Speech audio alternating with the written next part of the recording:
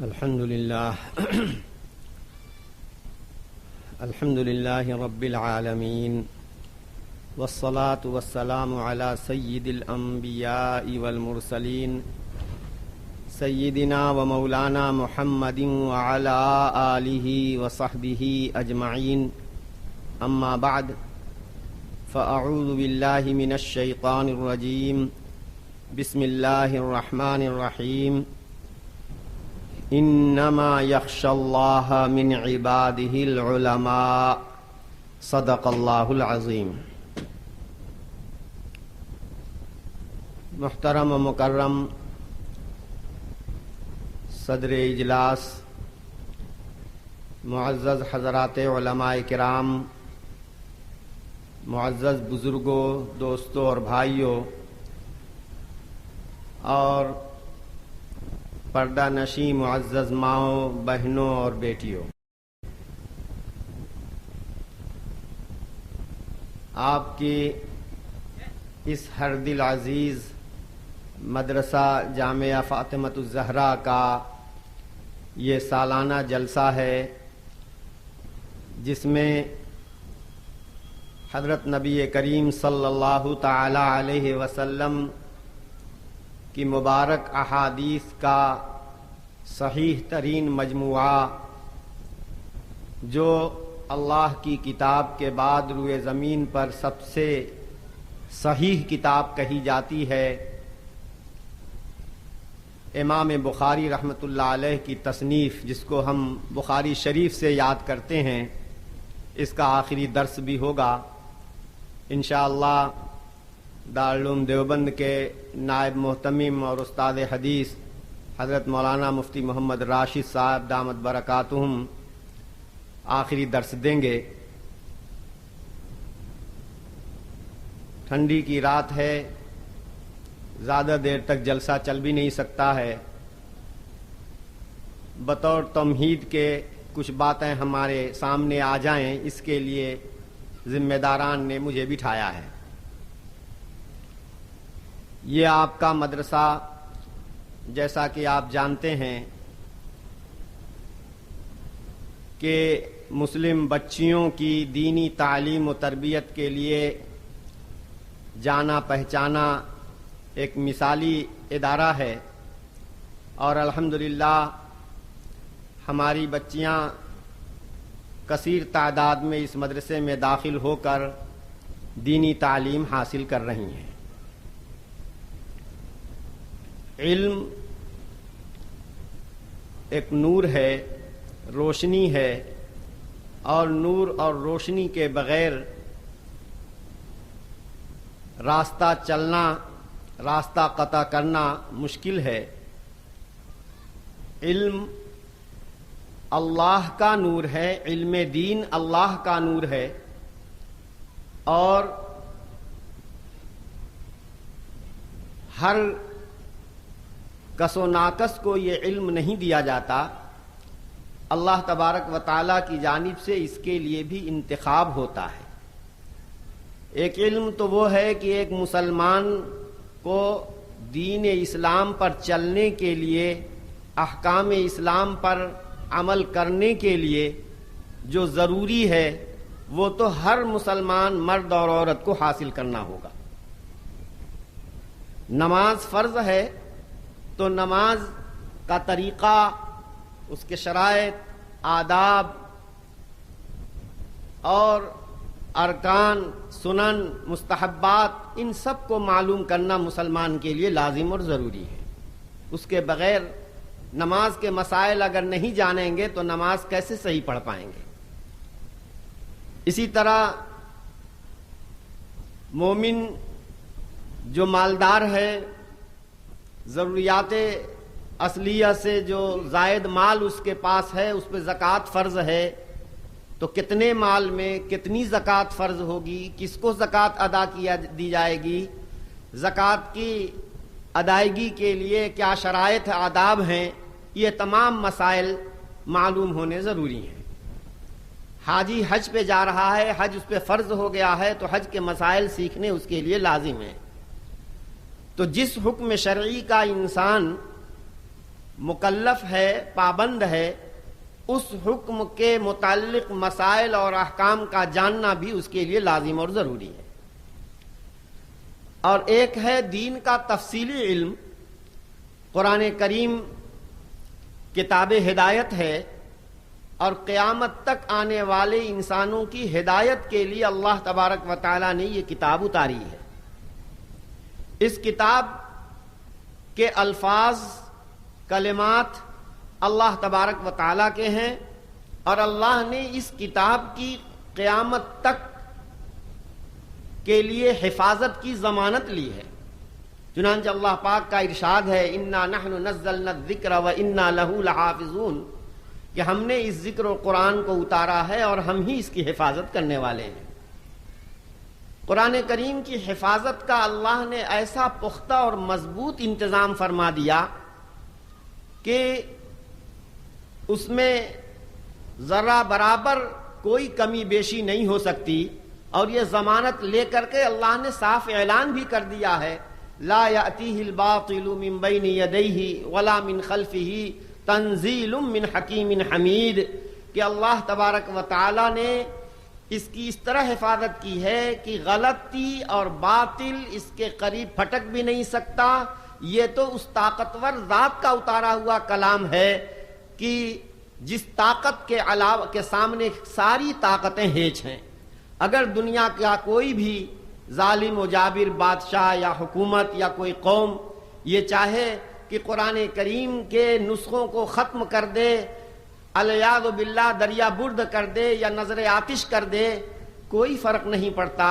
اللہ نے اس کتاب کو اپنے بندوں کے سینوں میں اس طرح محفوظ کرنے کا انتظام کر دیا ہے کہ بچہ 10 سال 7 سال 8 سال کا بچہ قرآن کریم آسانی سے حفظ کر لیتا ہے، اور بے کم و کاست قرآن کریم اس کے سینے میں محفوظ ہے۔ لہذا اگر کتابی شکل میں قرآن کریم نہیں بھی رہے گا تو پھر آئندہ چند ہی دنوں میں پھر کتابی شکل میں قرآن کریم تیار کیا جا سکتا ہے۔ سینوں سے، دلوں سے قرآن کریم کو نہیں مٹایا جا سکتا ہے۔ یہ مدارس اسلامیہ حضرت نبی کریم صلی اللہ تعالی علیہ وسلم کے وقت سے لے کر کے آج تک اسی قرآن کریم کی حفاظت کی خدمت انجام دے رہے ہیں۔ قرآن کریم صحیح پڑھنا، حروف کی ادائیگی کے ساتھ، مخارج کے صحیح صحت کے ساتھ قرآن کریم کو صحیح پڑھنا، یہ گویا ہر مسلمان کے لیے جب جو کہ نماز پڑھنا ہے تاکہ اس کی نماز درست ہو، یہ لازم اور ضروری ہے، اور اللہ تبارک و تعالیٰ نے اس کا یہ انتظام کیا ہے۔ اسی طریقے سے حفظ قرآن کا یہ جو مبارک سلسلہ ہے، مدرسوں کے اندر طلباء اور طالبات، لڑکے بھی لڑکیاں بھی قرآن کریم حفظ کر رہی ہیں۔ اسی طرح سے جس طرح مردوں کے لیے دینی مسائل کا جاننا لازم اور ضروری ہے، اسی طرح مستورات کے لیے، بچیوں کے لیے بھی دینی تعلیم کا علم بہت لازم اور ضروری ہے۔ پہلے گھر گھر میں تعلیم کا انتظام تھا، اور محلے محلے میں جو مستورات دین کا علم رکھتی تھیں وہ بچیوں کو پڑھا دیا کرتی تھیں، لیکن جوں جوں فتنوں کا دور آگے بڑھتا جا رہا ہے، لوگوں کو بس معاش اور اپنی دنیاوی ضرورتوں ہی میں سارا وقت ان کا خرچ ہوتا ہے، دین کو حاصل کرنے کے سلسلے میں ان کے پاس وقت ہی نہیں ہے۔ اب نتیجہ یہ ہے، دنیاوی تعلیم کے لیے تو لوگ اپنے بچوں اور بچیوں کو مہنگے سے مہنگے اسکولوں میں داخل کرا رہے ہیں، لیکن دینی تعلیم کے سلسلے میں انتہائی لاپرواہی برتی جا رہی ہے۔ ان حالات کو دیکھتے ہوئے ملت کے درد مند اور دور اندیش علماء کرام نے جیسے بچوں کی، لڑکوں کی دینی تعلیم کا انتظام مدرسوں میں ہوتا چلا آیا ہے، اسی طریقے سے بچیوں کی بھی دینی تعلیم کا ایسا پختہ اور محتاط انداز اختیار کیا جائے اور ایسا نظام بنایا جائے کہ جس میں کوئی فتنہ بھی نہ ہو، اور انتہائی پردے میں رکھ کر کے اپنی بچیوں کو دینی تعلیم سے آراستہ کرایا جائے۔ چنانچہ امت کے دردمند حضرات علماء کرام نے اور ذمہ داروں نے اس طرح سے بچیوں کی دینی تعلیم کے ان مدارس کی داغ بیل ڈالی. اور الحمدللہ ہے تو کام بہت نازک، بہت مشکل،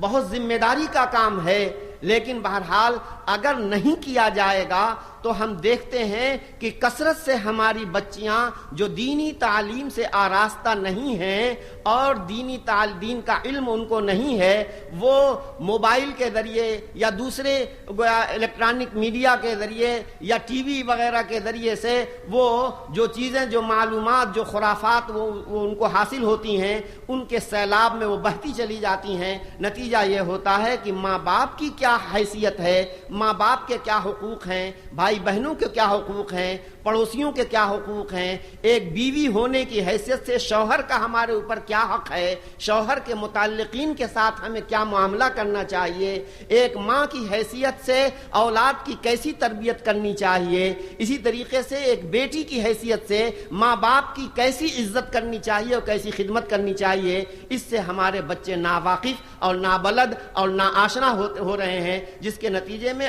آئے دن ایسی ناگفتہ بہ صورتیں پیش آ رہی ہیں کہ علامان الحفیظ ہمارے بچے ہمارے ہاتھ سے نکلتے چلے جا رہے ہیں. میرے بھائیوں اور دوستو، ان مدارس کی جو داغ بیل ڈالی گئی وہ اس لیے تاکہ ہم اپنے بچوں کو دین کی تعلیم سے روشناس کرائیں اور دینی تعلیم انہیں دلائیں. یہ بچے ہمارے ہاتھ میں اللہ کی امانت ہیں. جیسے لڑکے ہیں ویسی لڑکیاں بھی ہیں، بلکہ لڑکیوں کی پرورش و پرداخت میں بڑا ثواب ہے. میرے آقا مولا صلی اللہ علیہ وسلم نے ارشاد فرمایا کہ جو 2 بچیوں کی پرورش کرے گا، یا بعض روایتوں میں 3 بچیوں کی بھی کا ذکر ہے اور 1 بچی کا بھی ذکر ہے کہ جو ان بچیوں کی پرورش کرے گا تو میں اور وہ کل قیامت کے دن اس طرح سے وہ ایک ساتھ ہوں گے. تو میرے دوستو، بچیاں یہ جیسے بچے ہماری چہیتی اولاد ہیں، یہ بچیاں بھی ہماری چہیتی اولاد ہیں. جیسے بچوں کا ہمارے اوپر حق ہے، ان بچیوں کا بھی ہمارے اوپر حق ہے، اور ہم کو اپنے آپ کو بھی جہنم سے بھی بچانا ہے اور اپنے ان بچوں کو بھی جہنم سے بچانا ہے. قُوا أَنفُسَكُمْ وَأَهْلِيكُمْ نَارًا، اپنے آپ کو بھی جہنم سے بچاؤ اور اپنے بچوں کو بھی، اپنے گھر والوں کو بھی، اپنے ماتحتوں کو بھی جہنم سے بچانے کا ہمیں حکم دیا گیا ہے. اس لیے یہ بچوں کا حق والدین پر یہ ہے کہ جب وہ پیدا ہوں تو ان کا اچھا نام رکھیں. نام رکھنے میں بھی عبداللہ، عبد الرحمن، اور جو سنت کے مطابق جو نبی کریم صلی اللہ علیہ وسلم نے جس طرح کے ناموں کو پسند فرمایا ہے ویسے نام رکھیں. انبیاء کے ناموں پر، صحابہ کے ناموں پر اور صالحین کے ناموں پر اپنے بچوں کا نام رکھیں. اسی طریقے سے بچیوں کا نام صحابیات کے ناموں پر رکھا جائے، اچھے نام رکھے جائیں. اچھے نام کا بھی بڑا اثر ہوتا ہے. پھر اس کے بعد ان بچوں کی دینی تعلیم و تربیت کی فکر کرنا یہ والدین کی پہلی ذمہ داری ہے. چنانچہ اگر ہم اپنے بچوں کو دینی تعلیم و تربیت اگر ہم دلائیں گے، دیکھو دنیاوی تعلیم، دنیا میں سلیقہ مند زندگی گزارنے کے لیے جن اصول کی ضرورت ہے، یقین مانیے حضرت نبی کریم صلی اللہ تعالی علیہ وسلم نے قرآن کریم کے واسطے سے، احادیث مبارکہ کے واسطے سے جو ہمیں تعلیمات ارشاد فرمائی ہیں، خدا پاک کی قسم اس سے بہتر تعلیم نہیں ہو سکتی، اس سے بہتر کوئی تعلیم نہیں ہو سکتی. جو کچھ ہم اپنے بچوں کو اسکولوں میں اور دوسرے عصری مدارس میں ہم جو پڑھواتے ہیں وہ ایک ہنر ہے، وہ ایک فن ہے، لیکن جس کو تعلیم کہا جاتا ہے، جس کو علم کہا جاتا ہے، وہ حقیقت میں وہ علم ہے جو قرآن کریم دیتا ہے، جو نبی کریم صلی اللہ علیہ وسلم کی پاک احادیث میں ہمیں تعلیمات عطا کی گئی ہیں، اور جو قرآن و حدیث سے میں غور کر کے امت کے بالغ نظر علماء اور فقہا نے مسائل شرعیہ کی شکل میں ہمارے سامنے پیش کیا ہے، وہ حقیقت میں یہ علم ہے. چنانچہ حضرت نبی پاک صلی اللہ علیہ وسلم فرماتے ہیں العلم ثلاثۃ، علم تو جس کو علم کہا جائے وہ علم جو اللہ کے تقوی اور اللہ کی خشیت پر برانگیختہ کرتا ہے، وہ علم جو دنیا اور آخرت کی کامیابی کا ضامن ہے، وہ تو بس قرآن کا علم ہے، حدیث کا علم ہے، اور قرآن و حدیث سے نکالے ہوئے جو مسائل شرعیہ ہیں ان مسائل شرعیہ کا علم ہے، حلال و حرام، جائز و ناجائز، پاکی ناپاکی، ان تمام مسائل کا علم ہمارے بچوں کو ہونا ضروری ہے۔ میرے دوستو، عجیب صورتحال ہوتی ہے، آدمی بوڑھا ہو جاتا ہے لیکن اسے پاکی ناپاکی کا علم نہیں ہوتا، آدمی بوڑھا ہو جاتا ہے، نماز کا طریقہ معلوم نہیں، نماز میں پڑھی جانے والی دعائیں نہیں معلوم ہوتی، سورہ فاتحہ اسے یاد نہیں ہوتی، یہ صورتحال ہو گئی ہے۔ اور آج اس لا علمی کا نتیجہ یہ ہے کہ کثرت سے ذہنی طور پر ارتداد تو ہے ہی، عملی طور پر ایمان سے بھی محرومی ہوتی چلی جا رہی ہے۔ ہماری بچیاں غیروں کے ساتھ بھاگ جاتی ہیں، بچوں کا بھی جو ہے وہ غیروں کے ساتھ اس طرح اختلاط ہوتا ہے کہ ان کا اپنا ایمان تک ان کا محفوظ نہیں رہ پاتا۔ ایسے ایمان سوز اور حیا سوز ماحول میں ہم قصداً اور اپنے اختیار سے اپنے بچوں کو داخل کرتے ہیں، نہیں فکر کرتے ہیں تو ان کے ایمان کی، نہیں فکر کرتے ہیں ان کی آخرت کی۔ میرے بھائیوں اور دوستو، یہ مدرسہ ہمارا الحمدللہ ہماری ان بچیوں کے لیے کی دینی تعلیم کے لیے قائم ہوا ہے، اور ماشاءاللہ اس شہر میں اس کی اچھی کارکردگی بھی ہے۔ دیکھو، بچوں کی دینی تعلیم و تربیت کے ساتھ بچیوں کی دینی تعلیم و تربیت بئی معنی زیادہ اہمیت رکھتی ہے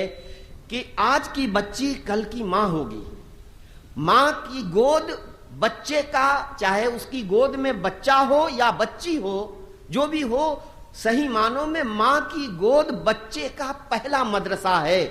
اگر ماں پہلے سے دیندار ہے، چنانچہ حضرت نبی کریم صلی اللہ علیہ وسلم نے اولاد کے حقوق میں یہ بات بھی ہمیں بتائی ہے کہ نیک صالح خاتون سے آدمی نکاح کرے تاکہ اس نیک صالح خاتون کی کوکھ میں پلنے والا حمل اور بچہ وہ بھی جو ہے اس کی نیکی کے اثر سے اس کے اندر، اس کے ذہن و دماغ اور جو اس کی اندرونی طور پر پرورش و پرداخت ہو رہی ہے، روحانی اعتبار سے اس کی اچھی پرورش ہو۔ نیک صالح خاتون، پھر جب بچہ پیدا ہوگا وہ چونکہ نیک ہے، صالح ہے، دیندار ہے، کلمہ، نماز، درود، استغفار، قرآن پاک کی تلاوت اس کا معمول ہے، تو اس کی گود میں پلنے والا بچہ غیر شعوری طور پر ماں کی زبان سے جو کلمہ نکلتا ہے، ماں کی زبان سے جو قرآن کی تلاوت کی آواز وہ سنتا ہے، اس کے اثرات پڑھتے چلے جاتے ہیں، اور جب بچہ آنکھ کھولتا ہے تو دینی ماحول میں آنکھ کھولے گا، اور اس بچے کی کردار پر، اس کے مستقبل پر اس ماں کی گود کا ایسا مثبت اثر پڑے گا کہ یہ بچہ جو ہے ایک مثالی بچہ، مثالی مسلمان بن جائے گا۔ تو میرے دوستو، ہم اپنی بچیوں کو اگر دینی تعلیم سے آراستہ کریں گے، صالح اور نیک بنائیں گے، اچھے ماحول میں ان کی پرورش کریں گے، اور وہ دینی تعلیم کے سے جو وہ آشنا ہوں گی، تو ابتداءً ان کی گود میں جو بچہ ہوگا اس بچے کی پرورش و پرداخت بھی روحانی اعتبار سے، اسلامی اعتبار سے قابل اطمینان ہوگی۔ اور اگر خدا نخواستہ ہم نے ایسی خاتون سے نکاح کیا کہ جو دیندار نہیں ہے، جسے مسائل کا علم نہیں ہے، چھوٹوں بڑے کو حقوق کا علم نہیں ہے، اور اس کے مزاج کے اندر صلاح اور تقوی نہیں ہے، تو ظاہر بات ہے کہ اگر جس طرح کا اس کا مزاج ہوگا وہی مزاج، وہی وائرس اس کے بچے میں منتقل ہوگا۔ اس لیے ہمیں اپنے بچوں کے مستقبل کی فکر کرنے کے لیے جو ہماری ذمہ داری ہے، اور اللہ کی امانت ہمارے ہاتھ میں ہے، اور کل قیامت کے دن اللہ ہم سے پوچھیں گے، کلکم راعٍ وکلکم مسئول عن رعیتہ، تم میں سے ہر شخص ذمہ دار ہے، اور کل قیامت میں اس چیز کے متعلق پوچھا جائے گا جس کی حفاظت، نگرانی اور جس کی پرورش ہمارے ذمہ لگائی گئی ہے کہ ہم نے انہیں کہاں تک کہاں تک ان کا حق ادا کیا۔ میرے دوستو، یہ ایک کڑوی حقیقت ہے۔ بہت سے ماں باپ بڑھاپے میں اپنی اولاد کی طرف سے جفا کی شکایت کرتے ہیں، بے توجہی کی شکایت کرتے ہیں، اور ظلم تک کی نوبت آ جاتی ہے، مار پیٹ تک کی نوبت آ جاتی ہے، العیاذ باللہ۔ میرے دوستو، یہ اولاد کی بدبختی ہے، یہ اس کی ناہنجاری ہے، لیکن سوچنے کی بات ہے، اپنے گریبان میں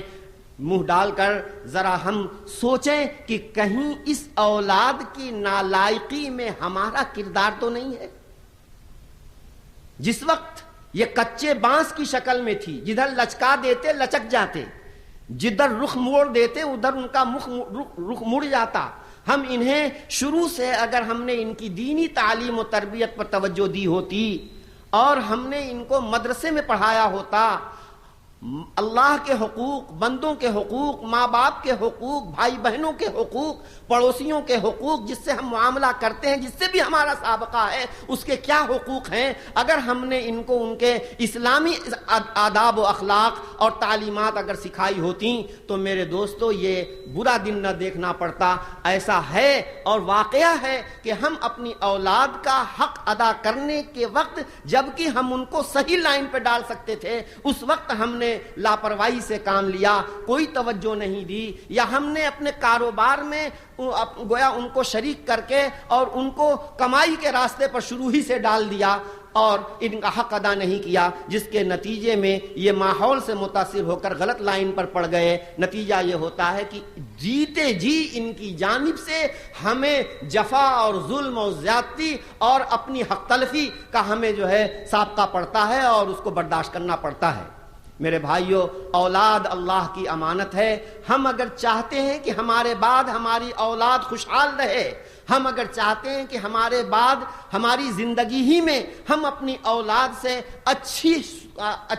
اچھا نتیجہ اور رسپونس اگر ہم دیکھنا چاہتے ہیں تو ہمیں ابتدا سے اپنی اولاد کی دینی تعلیم و تربیت کی فکر کرنے کی ضرورت ہے. میں یہ نہیں کہتا کہ تم اپنے تمام بچوں کو شروع سے ہی آپ مدرسے میں داخل کر دو. آپ دنیاوی تعلیم دلا سکتے ہیں، اسکولوں میں بھیج سکتے ہیں، لیکن یاد رکھیے کہ نمبر 1 پر ہم مسلمان ہیں، ہم کلمہ گو ہیں. ہمیں اپنی اور اپنی اولاد کی ایمان کی، دین کی حفاظت پہلی ذمہ داری ہے. اس لیے یا تو ہم اپنے بچوں کو شروع میں ہی مدرسوں میں ڈال کر کے انہیں بنیادی دینی تعلیمات سے روشناس کرا لیں، یا یہ ہے کہ اگر ہم نے ان کو دوسرے اسکولوں میں ڈال رکھا ہے تو پارٹ ٹائم جس وقت کی بچوں کی چھٹی ہوتی ہے اس وقت ان کو صباحی مسائی جو مکاتب کا انتظام ہر جگہ ہے اور نہیں ہے تو کرنا بھی چاہیے. چنانچہ مغرب کے بعد یا عصر کے بعد یا ظہر کے بعد بچے جب اپنے اسکولوں سے آتے ہیں تو اس کے لیے ہمارے مدرسوں میں باقاعدہ، ہمارے شہروں میں جگہ جگہ مکاتب کا ایسا انتظام ہونا چاہیے اور منظم انداز کے مکاتب جو نئے دور اور نئے حالات کے تقاضوں کے مطابق کہ کم سے کم وقت میں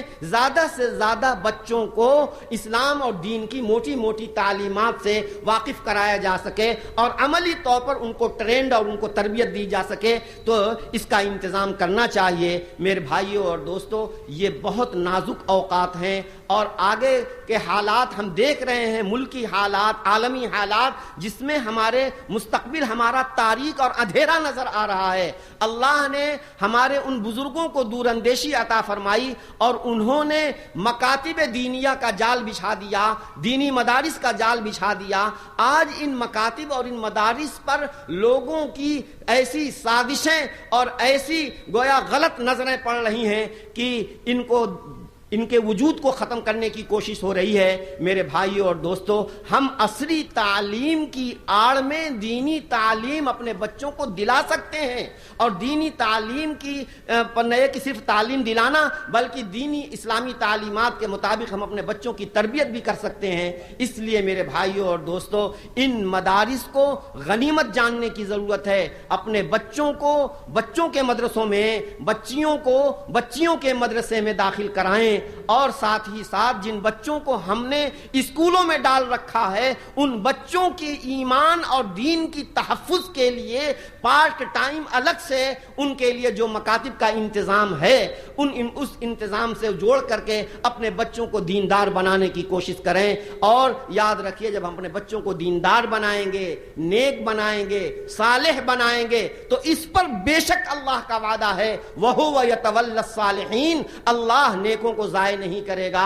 انشاءاللہ زندگی میں بھی ہم اپنے بچوں کی جانب سے اچھا نتیجہ پھینکیں گے. ہمارے یہ بچے ہمارے حق، ہماری آنکھ کا تارا ہوں گے، پڑوس کے حق میں بھی وہ ماں کے چہیتے ہوں گے اور پورے سماج کے لیے وہ مفید و کارآمد بنیں گے. اور خدا نخواستہ اگر ہم نے اپنے بچوں کو صرف دنیاوی تعلیم پر تو توجہ دی اور دینی تعلیم سے ہم نے بے توجہی اور غفلت برتی تو جیتے جی اپنے بچوں کی جانب سے غلط نتیجہ ہمارے سامنے آئے گا اور ان ان کے کردار کی وجہ سے، ان کے بد اخلاقی کی وجہ سے، ان کی ظلم اور جفا کی وجہ سے ہم بھی جو ہے دکھی ہوں گے، اور ہمارا گھرانہ بھی دکھی ہوگا، سماج اور معاشرہ بھی دکھی ہوگا۔ اس لیے میرے بھائیوں اور دوستوں، اپنے بچوں کی دینی تعلیم کی فکر کرنا ہمارا بنیادی فریضہ ہے۔ کل قیامت کے دن اللہ کے ہاں ہمیں جواب دہ ہونا ہوگا۔ اللہ سبحانہ و تعالی اس مدرسے کو دن دونی رات چوگنی ترقی نصیب فرمائے، اور ہمیں اپنے بچوں کی دینی تعلیم و تربیت کی فکر کرنے کی توفیق عطا فرمائے۔